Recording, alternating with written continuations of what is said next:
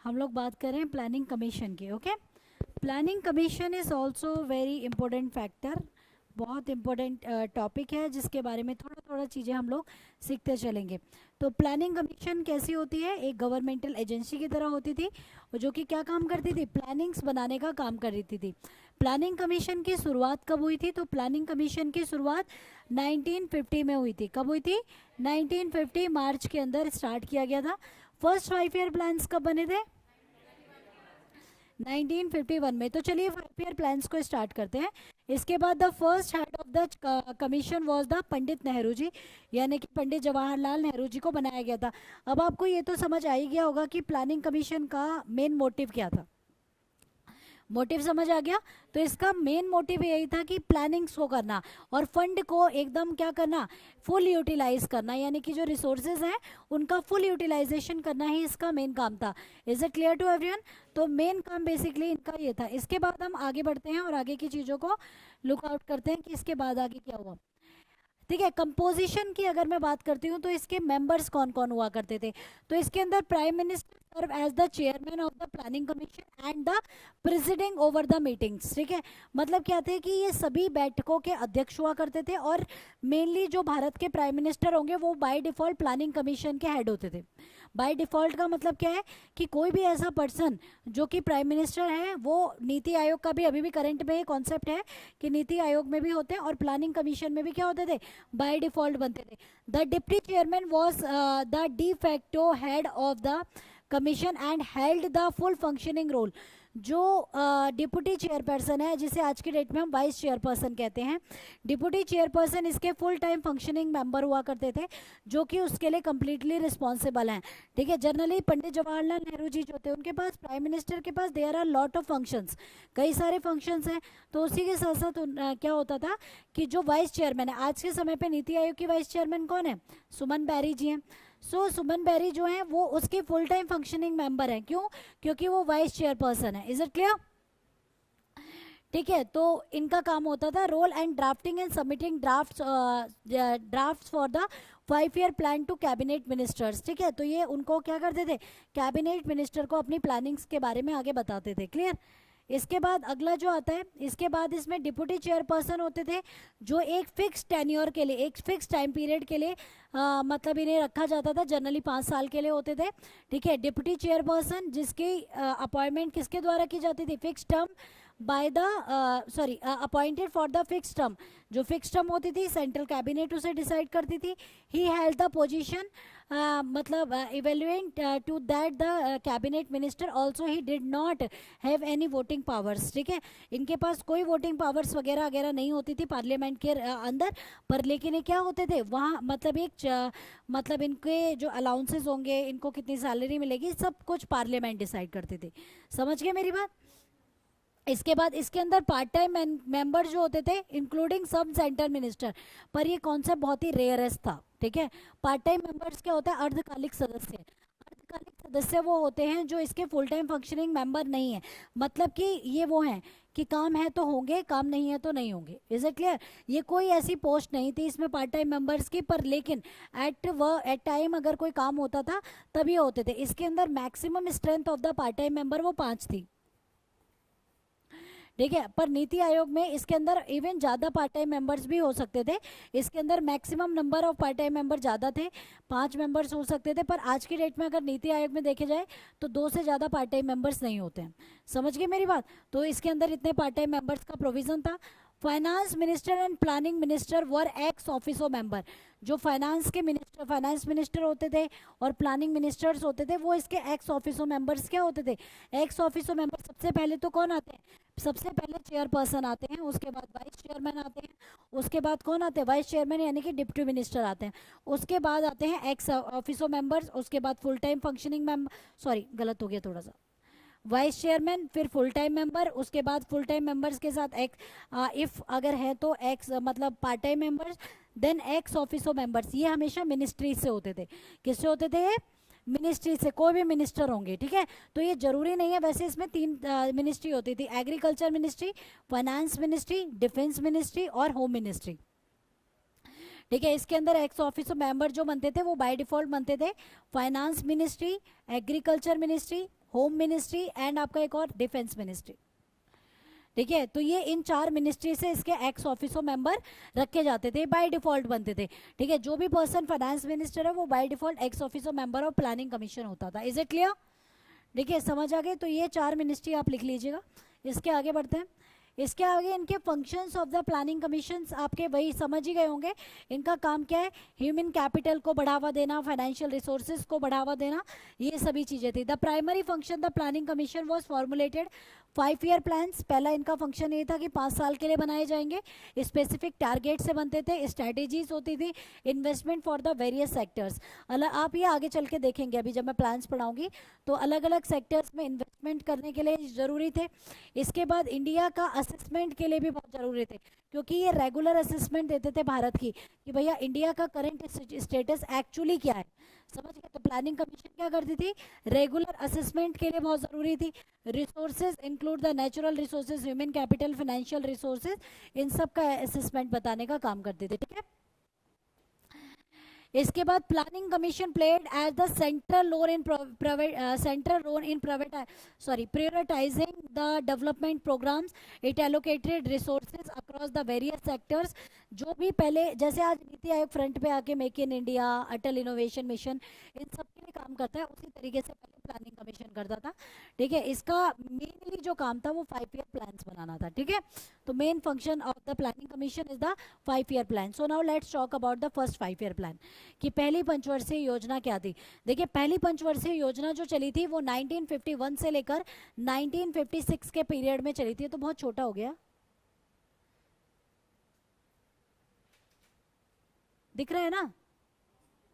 बाकी मैं बोल दूंगी। ठीक है, देखिए तो 1951 से लेकर 1956 के टाइम पीरियड के अंदर फर्स्ट 5 ईयर प्लान चला था। और जो फर्स्ट 5 ईयर प्लान था, सुनो पहले अच्छे से, फर्स्ट 5 ईयर प्लान जो अध्यक्षता में रह करके बनाया गया था, ये इकोनॉमिक डेवलपमेंट के लिए मतलब ये प्लान था। और पंडित जवाहरलाल नेहरू जी के द्वारा इस प्लान को मतलब पहली बार वो किया गया। K.N. Raj, a young economist, argued that the India should hasten slowly for the first 2 decades। ठीक है, ये के.एन. जो राज थे, ये बहुत बड़े इकोनॉमिस्ट थे उस समय के। इन्होंने बोला कि इंडिया क्या करेगी, धीरे धीरे क्या करेगी, ठीक है, आगे चल के वर्क करेगी। ठीक है, दो डिकेड्स तक इस तरह से काम करेगी। तो ये स्टेटमेंट थी, that is not important very much, पर लेकिन लिख सकते हो। It mainly address the agri, मतलब बिकॉज ये जो डिपेंड था, ये एग्रीकल्चर सेक्टर के लिए बनाया गया था कि एग्रीकल्चरल ग्रोथ को प्रमोट करेगा। एग्रीकल्चर के लिए including investment in dams and the irrigation, यानी कि सिंचाई के चीज़ों को, इरिगेशंस वगैरह को मेनली डेवलप करने के लिए बनाया गया। पहला प्लान जो बनाया गया था ये एक मॉडल पर बेस्ड था, that is called the Herod Domar model. ये पहले मॉडल पर बेस्ड था, वो मॉडल क्या था? Herod Domar model. इरिगेशन को यहाँ पर ही 3 भागों में भी बांटा गया था। इरिगेशन को डिवाइड किया गया 3 भागों में, दैट इज LI, MI और SI। देखिए LI, MI और SI 3 भागों में इरिगेशन डिवाइड की गई थी। इरिगेशन बहुत ज़रूरी होती है क्योंकि इंडिया के अंदर, देखिए भारत के अंदर जो आज भी किसान है वो सबसे ज़्यादा निर्भर किसके ऊपर है? मॉनसून के ऊपर। इसी को कहा जाता है मॉनसून का जुआ। क्या कहा जाता है? This concept is called the monsoon का जुआ। मॉनसून का जुआ इसलिए कहा जाता है, देखिए गेमलिंग कहा जाता है इसे। उसका कारण ये है, जो लिख लो, ये कॉन्सेप्ट इम्पोर्टेंट है कि मॉनसून जो होती है कि मॉनसून के ऊपर हमारी डिपेंडेंसी रहती है। मॉनसून आती है, मॉनसून का मतलब good monsoon is a good crop, bad monsoon bad crop. ठीक है, ये कॉन्सेप्ट होता है इंडिया के सूखा के लिए, ठीक है, बाढ़ के लिए, या फिर अकाल, इन सब चीज़ों के लिए क्या होती है? मॉनसून डिपेंडेंटेबल फैक्टर होती है, और उसी वजह से भारत के अंदर बहुत प्रॉब्लम्स होती हैं। तो कहीं ना कहीं मॉनसून अच्छी आएगी तो फसल अच्छी होगी, मॉनसून खराब आएगी तो फसल खराब होगी। इसीलिए मॉनसून को क्या कहा जाता है? भारतीय कृषि का मॉनसूनी जुआ। ठीक है, इसे गेमलिंग कहा जाता है। उसका कारण ही यही है कि ये डिपेंडेंसी हमारी जो होती है वो, क्योंकि उसका कारण ये है कि पानी के नलकूप नहीं है या फिर एक अच्छी व्यवस्था नहीं है, इरिगेशन के ज़्यादा साधन नहीं है। ठीक है, तो इरिगेशन को फर्स्ट 5 ईयर प्लान के दौरान 3 भागों में बांटा गया, दैट इज LI, MI और SI। LI जो होता है, जो एरिया अबव 10,000 हेक्टेयर से ज़्यादा होता है, 10,000 हेक्टेयर से ज़्यादा का जो एरिया होता है उसे एलआई के अंदर रखा गया। किसके अंदर रखा गया? एलआई। मतलब जहाँ पर 10,000 हेक्टेयर से ज़्यादा के एरिया में क्या होती है, पानी को संचित किया जाता है और इरिगेशन के लिए यूज़ किया जाता है, उसे हम क्या कहते हैं? एलआई। एलआई का फुल फॉर्म होता है लार्ज इरिगेशन। एलआई का मतलब क्या होता है? Large irrigation. LI call the large irrigation. Is it clear to everyone? इसके नेक्स्ट आता है that is medium irrigation. Medium irrigation का जो रेंज है वो लगभग 2000 हेक्टेयर से लेकर के 10,000 हेक्टेयर के बीच का है। ठीक है, तो जब 2000 से 10 हेक्टेयर के बीच का मतलब जो पानी का संचित किया जाता है तो उसे हम एमआई यानी कि मीडियम इरिगेशन कहते हैं। Is it clear?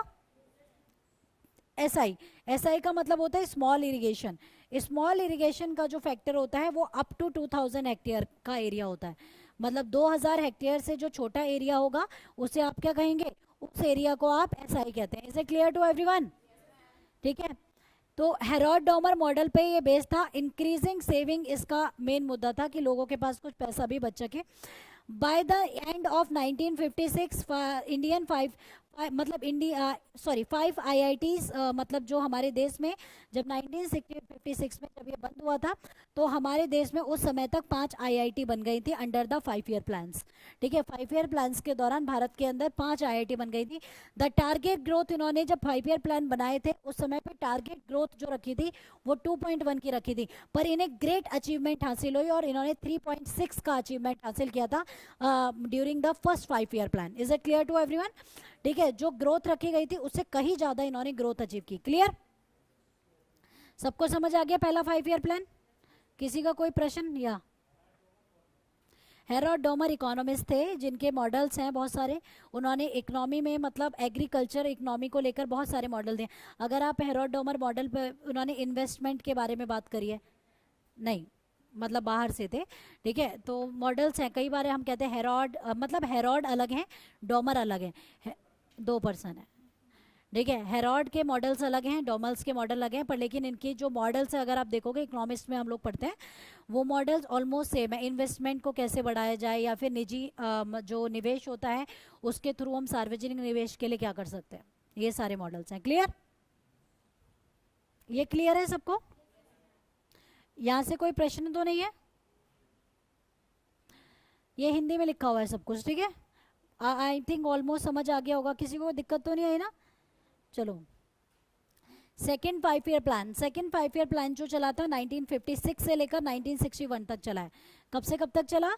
1956 से लेकर 1961। ये प्लान था पीसी महालोनोविस मॉडल पर बेस। पीसी महालोनोविस ये थे, ये भी एक ग्रेट लीडर भी कहते हैं, पॉलिटिशियन भी कहते हैं और बड़े इकोनॉमिस्ट भी थे। ये भारत की इकोनॉमी को रिप्रेजेंट करते थे। ठीक है, इनके मॉडल पर बेस था और ये प्लान भी पंडित जवाहरलाल नेहरू जी की अध्यक्षता में रहकर ही बना था। ठीक है, सेकेंड 5 ईयर प्लान। ये प्लान एक्चुअली इसने प्रमोट किया था बॉम्बे प्लान को। ठीक है, बॉम्बे प्लान को प्रमोट किया था जो कि 1944 में उन्होंने अपनी रिकमेंडेशन दी थी फॉर द इंडस्ट्रियलीज। ठीक है, ये था रैपिड इंडस्ट्रियलाइजेशन के लिए। इस प्लान को माना जाता है पब्लिक सेक्टर के लिए कि भाई देखिए एग्रीकल्चर ग्रोथ में हमने ग्रेट अचीवमेंट पाई है। समझो मेरी बात, ये बहुत इंपॉर्टेंट है। एग्रीकल्चर सेक्टर में पहले 5 ईयर प्लान में हमने ग्रेट अचीवमेंट ले ली। मैं इसको याद कराने के वे में बता रही हूँ, हमने ग्रेट अचीवमेंट कहाँ पे ली? एग्रीकल्चर प्लान में। दूसरा, अब जब एग्रीकल्चर का डेवलपमेंट होने लग गया है तो दूसरी चीज हम क्या करेंगे? इंडस्ट्रीज को ग्रो करेंगे। तो इन्होंने क्या किया? रैपिड इंडस्ट्रियलाइजेशन मतलब औद्योगिकीकरण को बढ़ाना, उद्योगों को ज़्यादा से ज़्यादा बढ़ाना, साथ ही साथ पब्लिक सेक्टर को इम्प्रूव करना। पब्लिक सेक्टर में सारी चीज़ें थी, फिर लाइक मतलब रोड, ट्रांसपोर्टेशन, ये सारी चीज़ें इनको सबको इम्प्रूव करने के लिए। इसी प्लानिंग के दौरान भारत के अंदर पहली बार मिक्स्ड इकोनॉमी को इंट्रोड्यूस किया गया। किसको इंट्रोड्यूस किया गया? मिश्रित अर्थव्यवस्था को इंट्रोड्यूस किया गया। मिश्रित अर्थव्यवस्था का मतलब होता है mixed economy is that economy where public and private both sector coexist. जहाँ पे निजी और सार्वजनिक क्षेत्र एक साथ मिलकर के काम करते हैं उसे हम मिश्रित अर्थव्यवस्था कहते हैं। क्या कहते हैं उसे? हम मिश्रित अर्थव्यवस्था कहते हैं। क्या कहेंगे? मिश्रित अर्थव्यवस्था। Is it clear to everyone? तो मिक्स्ड इकोनॉमी का जो कॉन्सेप्ट है ये सेकेंड 5 ईयर प्लान के दौरान इंट्रोड्यूस किया गया. It was drafted and plan under the PC Mahalanobis model. PC Mahalanobis model पर इसे प्लान किया गया. The government imposes tariff on imports to protect domestic industries under the plan. मतलब जो डोमेस्टिक जो मतलब हम इम्पोर्ट्स कर रहे हैं उन सभी पे सरकार ने क्या कर दिया था, यानी कि जो भी चीज़ हमारी डोमेस्टिक है यहाँ से वहाँ, मतलब जो चीज़ें हमारे देश में ऑलरेडी हैं उसके लिए भी अगर हम इंपोर्ट कर रहे हैं तो गवर्नमेंट ने क्या कर दिए थे, टैरिफ्स मतलब इम्पोज कर दिए थे, ताकि लोग जो देश के अंदर ऑलरेडी है, आप उसे भी विदेशों से क्यों खरीद रहे हो, इससे क्या होगा, हमारे देश का जो एक कहते हैं बीओपी, बैलेंस ऑफ पेमेंट, भुगतान शेष, इसका मतलब क्या होता है, भुगतान ऑफ सेस का मतलब क्या होता है कि एक कंट्री ने किसी भी कंट्री के साथ या विदेशों के साथ कितना एक्सपोर्ट किया है और कितना इंपोर्ट किया है, ये हमेशा पॉजिटिव होनी चाहिए. क्या होनी चाहिए, पॉजिटिव. पॉजिटिव जब होती है जब हमने एक्सपोर्ट ज़्यादा किया हो और इंपोर्ट कम किया हो. तो गवर्नमेंट क्या चाहती थी कि भाई लोग इंपोर्ट को कम करें. इंपोर्ट का मतलब होता है आयात कम करें, स्पेशली उन चीज़ों के लिए जो चीज़ें ऑलरेडी डोमेस्टिक हैं, समझ गए, जो हमारी डोमेस्टिक इंडस्ट्रीज में बन रही हैं या जो है उसके ऊपर गवर्नमेंट ने टैरिफ्स लगाना स्टार्ट कर दिया. Tariffs is a kind of tax जो कि उसे पे करना पड़ता है some amount. Is it clear? ठीक है. The target growth rate is 4.5%. इसकी जो टारगेट ग्रोथ रेट रखी थी, टारगेट ग्रोथ रेट जब रखी जाती थी जब प्लान बनता था, ठीक है, but the actual growth rate was the silently less than the 4.27 इन्होंने एक्चुअली अचीव करी. ठीक है, तो ये क्या था, जो ग्रोथ रेट इन्होंने रखी उससे इन्होंने क्या किया, ज़्यादा ही इसमें अचीव करी. तो this plan also a great successful plan. तो पहली पंचवर्षीय योजना सक्सेसफुल, सेकेंड पंचवर्षीय योजना ऑल्सो सक्सेसफुल. क्लियर? इधर से कोई प्रश्न, आगे बढ़े. हाँ, कौन सी रेगुलेटरी पॉलिसी? प्लानिंग कमीशन में कोई रेगुलेटिंग पॉलिसी नहीं होगी, और कोई होंगी?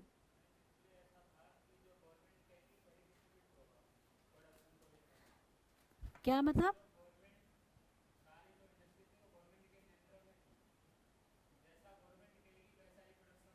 तो ये तो 1950 से ही था, इसके अंदर क्या चेंज आया? स्टार्टिंग इसका ब्रेक हुआ था 1991 में. ये तो चीज़ें ऑलरेडी थी ना, इसमें क्या चेंज आया? तो गवर्नमेंट के अंडर रह के करेंगे ना, गवर्नमेंट के अंडर रह के. गवर्नमेंट ये थोड़ी कह दिया कि बैन हो गया. बैन का मतलब क्या हो गया कि हमने अपनी इकोनॉमी को क्लोज्ड बना दिया. क्लोज्ड इकोनॉमी क्या होती है, बंद अर्थव्यवस्था क्या होती है कि ना तो हम किसी देश से संबंध रख सकते हैं और ना ही किसी से लेन देन नहीं कर सकते किसी भी अन्य. क्या क्लोज्ड इकोनॉमी? नहीं, ये मिक्स्ड इकोनॉमी को बढ़ावा देता है, समाजवाद को बढ़ावा कभी नहीं दिया इसने. इंडस्ट्री जहाँ पर आ गई वहाँ समाजवाद कहाँ से आएगा? इंडस्ट्री का मतलब तो प्राइवेट सेक्टर लेके आएगा ना, और private sector always promote the capitalism.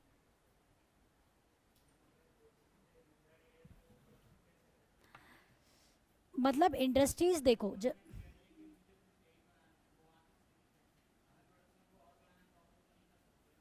हमारे देश के अंदर नई नई इंडस्ट्रीज बन रही थी, तो उस कंडीशन में गवर्नमेंट एकदम से परमिशन कैसे दे देगी सबको कि जो मर्जी कुछ भी करो.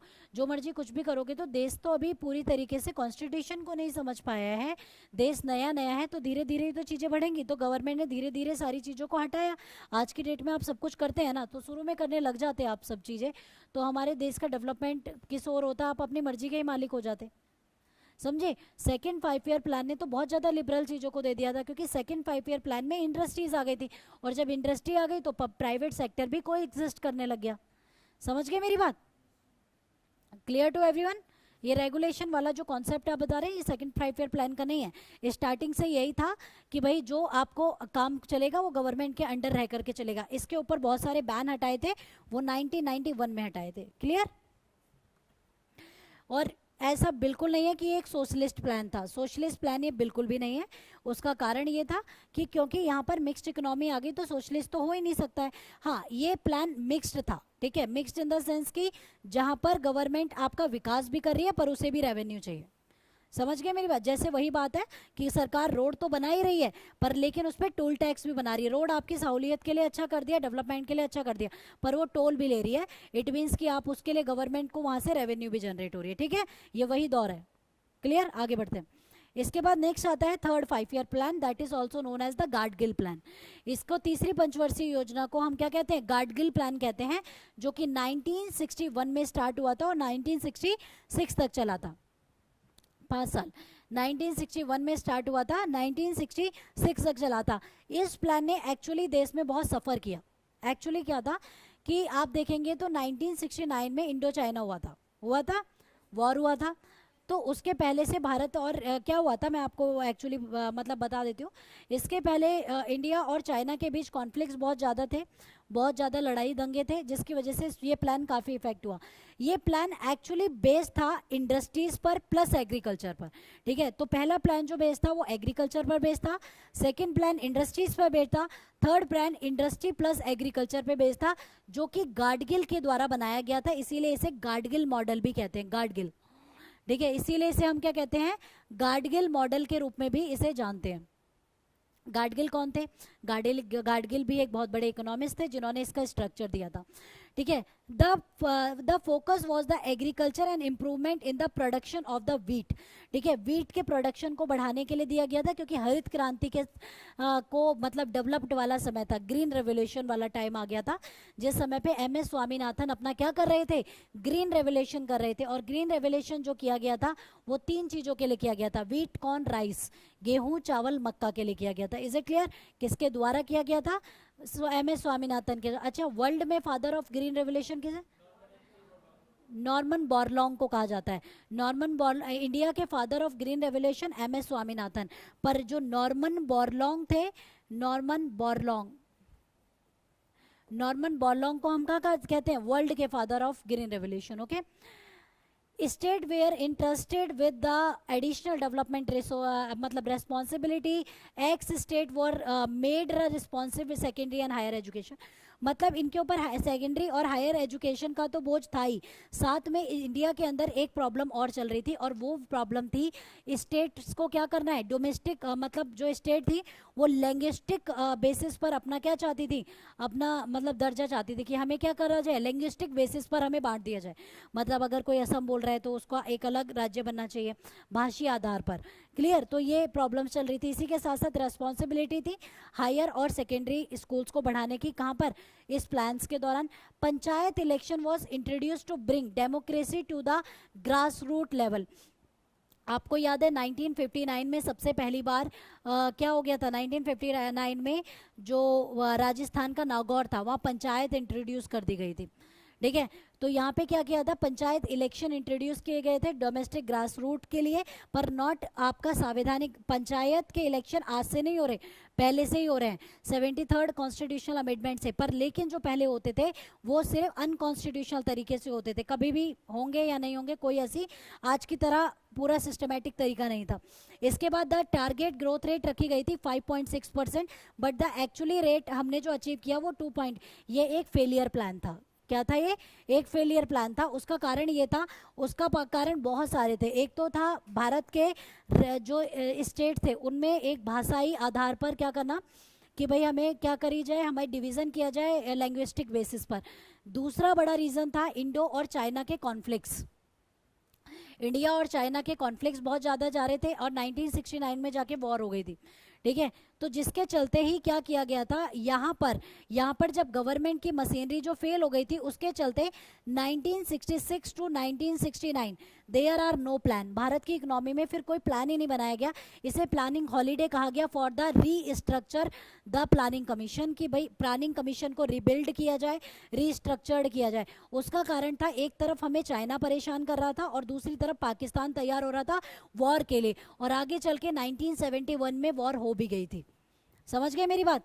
तो चाइना परेशान कर रहा था, तो इसी वजह से यहाँ पे कोई प्लानिंग नहीं बनी, तो ये नहीं चले थे plan. The Sino India war and the Indo Pak war was war was the cause the third 5 year plan to fail were the primary causes of the planning holiday.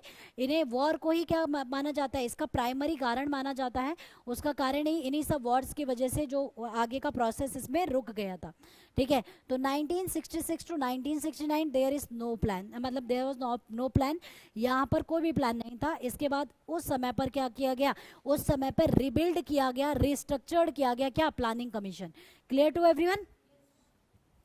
इसके बाद यहाँ पे अगर मैं बात करती हूँ फोर्थ 5 ईयर प्लान की, चौथी पंचवर्षीय योजना जो चली वो 1969 टू 1974 तक चली थी। ये वो टाइम था जिस समय पे इंदिरा गांधी देश की प्राइम मिनिस्टर रहीं। उस समय पे भारत के अंदर बहुत ज़्यादा प्रचलित एक नारा था, दैट इज इंदिरा हटाओ, इंदिरा हटाओ। और इंदिरा गांधी ने इस नारे को ओवरकम करते हुए एक और नारा दिया, और वो था गरीबी हटाओ। क्लियर। लोग वो कहते थे कि मैं कहती हूँ कि गरीबी हटाओ, और लोग कहते हैं इंदिरा हटाओ, अगर आपने कभी स्पीच सुनी हो तो। ठीक है, उन्होंने अपनी कई स्पीच इसमें बोला। तो ये टाइम वो था जब देश बहुत ज़्यादा भूखमरी से लड़ रहा था। इस समय पे देश के अंदर भूखमरी की समस्या बहुत ज़्यादा थी। ठीक है, तो ये क्योंकि उसका कारण था ग्रीन रेवोल्यूशन के इफेक्ट्स। ठीक है, क्योंकि ग्रीन रेवोल्यूशन की वजह से क्या किया गया था, ग्रीन रेवोल्यूशन ने हमारे देश में ग्रीन रेवोल्यूशन, हरित क्रांति जो है वो सक्सेसफुल नहीं रही है। उसका कारण क्या था, high yielding seeds, HYV seeds. HYV seed जो थे, हाई यील्डिंग सीड जो थे, वो उच्च किस्म का बीज था जिसको खरीदने के लिए हर किसान सक्षम नहीं था। ठीक है, हर कोई किसान उसे खरीद नहीं सकता था। तो किसान क्योंकि उसको खरीदने के लिए सक्षम नहीं थे, तो जो लोग सक्षम थे उन्होंने काम किया। बाकी लोग अपने जो कृषि के तरीके थे वो पारंपरिक तरीकों से काम करते थे। गोबर को वो खाद के रूप में प्रयोग करते थे, ज़्यादा से ज़्यादा गोबर को खाद के रूप में प्रयोग करते थे, कि अभी भी करते हैं। ठीक है, जबकि कई बार क्या होता है कि अगर आपको एक अच्छी फसल चाहिए तो आपको क्या है, फर्टिलाइजर्स की ज़रूरत होती है, उर्वरकों की ज़रूरत होती है। ठीक है, तो वो एक बड़ा रीज़न रहा था इस प्लान के अंदर कि भाई इसने भी कोई अचीवमेंट नहीं दिखाई, क्योंकि एग्रीकल्चरल डेवलपमेंट दोबारा से गिर गया था। समझ गए मेरी बात। It was introducing under the prime ministership of the Indira Gandhi, attempted to the correct the मतलब provision failure based on the Gargill formula. A great deal of the emphasis was laid on the growth was stability and process towards the self reliance। मतलब इन्होंने self reliance का concept introduce किया, और इन्होंने बोला कि भाई आपको क्या करना पड़ेगा, आत्मनिर्भरता की तरफ बढ़ना पड़ेगा। आत्मनिर्भर भारत का कॉन्सेप्ट आज ही नहीं आया, पहले भी था।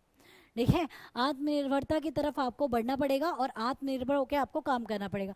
इसीलिए उस समय पे इंदिरा गांधी की बहुत ज़्यादा उपहास किया गया। ठीक है, उनका लोगों का मानना था कि इंदिरा गांधी की वजह से भूखमरी आ रखी है, गरीबी है, अनाज नहीं मिल रहा। उसका एक बड़ा कारण MS स्वामीनाथन का ग्रीन रेवोल्यूशन भी था, कि लोगों ने, जिनके पास पैसा था उन्होंने ग्रीन रेवोल्यूशन के थ्रू कृषि करना स्टार्ट किया। जिन पे पैसा नहीं था उन्होंने लोन इधर उधर से, साहूकारों से, उससे लोन ले लेके ग्रीन रेवोल्यूशन के तरीकों से करना चाहा, वो बेचारे वैसे ही डूब गए।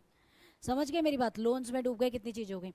The government nationalise the 14 banks. ठीक है, 100 मतलब इसमें क्या किया, 14 बैंकों का राष्ट्रीयकरण किया गया, नेशनलाइजेशन किया गया था। इन 1969 में 14 बैंकों को नेशनलाइज किया गया था। कितने बैंकों को नेशनलाइज किया गया था, 14। और 19 सेकेंड नेशनलाइजेशन कब हुआ है, 1980 में आई थिंक। एक बार ये चेक कर लेना प्लीज़, सेकेंड ये प्लीज़ एक बार चेक कर लीजिएगा। सेकेंड फेज ऑफ नेशनलाइजेशन 1980 में लगभग हुआ था। वो 8 बैंकों का नेशनलाइजेशन किया गया था। कितने बैंकों का, 8 बैंकों का। 2 बार स्टार्टिंग में इनिशियली 2 फेसेस में नेशनलाइजेशन हुआ, 1980 है ना, 1969 और 1980 में नेशनलाइजेशन किए गए थे। इंडियन बैंकों का नेशनलाइजेशन किया गया, ग्रीन रेवोल्यूशन को बूस्ट किया गया था बहुत ज़्यादा, आगे चल के फेलियर रहा इसका। ये इकोनॉमी पे सबसे बैड इफेक्ट रहा है ग्रीन रेवोल्यूशन का। ठीक है, इसके बाद यहाँ पर जो बाढ़ पीड़ित इलाके थे उनके लिए बहुत सारे प्रोग्राम्स लॉन्च करे गए, जहाँ जहाँ पे बाढ़ आ गई थी, क्योंकि उस समय पे बाढ़, सूखा, ये सारे प्रॉब्लम्स थे। इसी के बाद टारगेट जो रखा गया था, वो टारगेट रखा गया था 5.6% का, but actually growth rate is 3.3। This plan also fail, कि ये प्लान भी क्या हो गया था, फेल हो गया था। उसका एक बड़ा कारण और है, दैट इज इंडो पाक। इंडिया और पाकिस्तान का वॉर 1971। 1970 वॉर में इंडिया और पाकिस्तान का वॉर होता है और इंडिया के अगेंस्ट में ऑलमोस्ट सारी कंट्रीज खड़ी हो गई थी। फिर वो चाइना है, अमेरिका है, पाकिस्तान है, सारी कंट्रीज खड़ी हो गई थी। और उसी समय पे एक सुपर पावर की तरह पे रशिया ने इंडिया का साथ दिया और उनको बोला कि चलो हम आपका साथ देते हैं। तो जब जाके उन्होंने अपनी मिसाइल्स को पीछे हटाया था, ऑलमोस्ट मिसाइल तैयार कर ली गई थी, तब रशिया ने कहा कि अगर इंडिया को हार्म करते हो तो क्या इंडिया की तरफ से रसिया लड़ेगा बाकी कंट्रीज के साथ। और उस समय पे रशिया वाकई में, इवन आज भी रशिया एक सुपर पावर है। Is it clear? क्योंकि मिसाइल्स के मामले में सबसे नंबर 1 पे है, इवन अमेरिका से भी ज़्यादा। तो Russia as a super power उभरा, तो रशिया ने उस समय पे इंडिया का साथ देते हुए सबकी मिसाइलें अंदर करवा दी। ठीक है,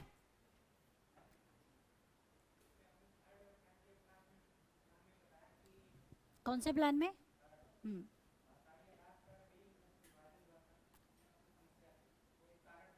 क्या?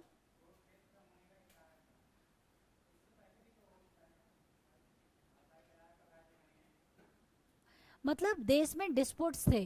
ठीक है, सरकार को पैसा खर्च करना पड़ रहा था। डीपी धर की कमेटी बनी, कितनी सारी कमेटी बनी। तो सरकार को उस समय ज़्यादा जब पैसा खर्च करना पड़ रहा था ना, तो वो मैंने एक रीज़न बताया।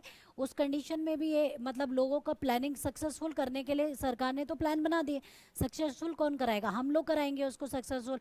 गवर्नमेंट काम करेगी और हमें उन्हें सपोर्ट करेंगे। लोग सपोर्ट ही नहीं करे तो फिर प्लान तो खराब होना ही है ना।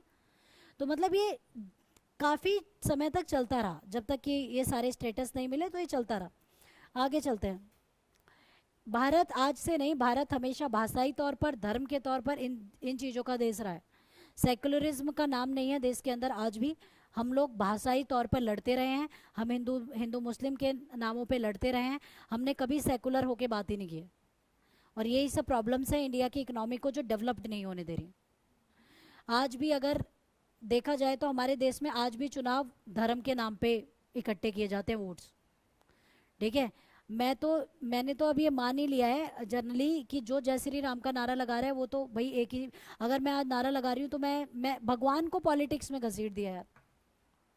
समझ गए मेरी बात? कि मतलब आजकल की डेट में बहुत ज़्यादा प्रॉब्लम्स हैं। अगर आप देखें तो धर्म के आधार पर हम बहुत ज़्यादा वो हो चुके हैं।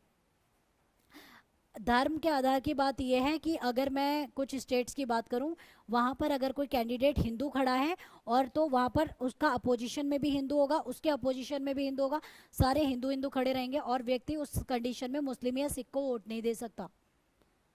समझ गए मेरी बात? अगर किसी जगह पे एक मुस्लिम कैंडिडेट खड़ा है तो बाकी उसके जो अपोजिशन पे खड़ा है वो भी मुस्लिम खड़ा है, और लोग वहाँ की जनसंख्या धार्मिक आधार पर वोट दे रही है। ये आज की वोट की सिस्टम है करेंटली। और ये खुद ये कई बार इस तरह की पीआईएल सुप्रीम कोर्ट में आ चुके हैं कि जो ये धर्म के आधार पर है, हम इसके लिए गवर्नमेंट क्या कर सकती है या क्या कर रही है। समझे मेरी बात? तो ये सब प्रॉब्लम इन सभी प्लान्स में थी, क्योंकि जब हमारे देश का रिस्ट्रक्चर ऑफ द इकोनॉमी चल रहा था, इकोनॉमी रिस्ट्रक्चर हो रही थी, तो इस तरह की प्रॉब्लम्स आएंगी। क्लियर? आगे आया इसके बाद पांचवा प्लान। ये नाम से पांचवा प्लान था पर ये 4 साल का प्लान था। कितने साल का प्लान था? ये 4 था। 1944 से स्टार्ट हुआ था और 19, ये गलत है, हाँ सही है, 1948 तक चला था। कितने तक चला था? 1948 से चला था। 19 इसी दौरान भारत के अंदर इंट्रोड्यूस करी गई थी नेशनल इमरजेंसी। राष्ट्रीय आपातकाल लगा था अंडर द आर्टिकल 352। ठीक है, देश के अंदर क्या लगा था? राष्ट्रीय आपातकाल लगा था। ठीक है, तो राष्ट्रीय आपातकाल इम्पोज 1975 में किया गया था। और कब से कब तक चला है? 1975 से लेकर 1977 तक नेशनल इमरजेंसी लगी हुई थी देश के ऊपर। ठीक है, तो यहाँ पे बहुत कॉन्फ्लिक्ट्स थे। यहाँ पर सबसे बड़ी प्रॉब्लम थी अनस्टेबल गवर्नमेंट। यहाँ पे कभी बीजेपी आ रही है, कभी मतलब बीजेपी आ रही है, कभी कांग्रेस आ रही है। Unstable government is the failure of, मतलब एक्चुअली इस प्लान के फेलियर होने का मेन कारण। ठीक है, it let the stress on increasing employment and poverty alleviation, गरीबी हटाओ। तो ये प्लान जो बनाया था पॉवर्टी के लिए और एम्प्लॉयमेंट को जनरेट करने के लिए, इसके मेन मुद्दे थे। In 1975, the Electricity Supply Act was amended, enabling the central government to enter the power generation and the transmissions. ठीक है, ये इलेक्ट्रिसिटी सप्लाई एक्ट का एक्चुअली क्या था? इलेक्ट्रिसिटी सप्लाई एक्ट के अंदर गवर्नमेंट ने अपने जो जनरेशनल पावर्स थे उनको काफ़ी बढ़ा दिया था. उससे क्या होगा, उन्होंने कहा इसके थ्रू भी लोगों को क्या करा जाए, एम्प्लॉयमेंट प्रोवाइड किया जाएगा. The Indian national highway system was introduce. Bharat के अंदर नेशनल हाईवे सिस्टम इंट्रोड्यूस किया गया. एमएनपी सिस्टम इंट्रोड्यूस किया गया, मिनिमम मतलब needs programme introduce the first year of the plan.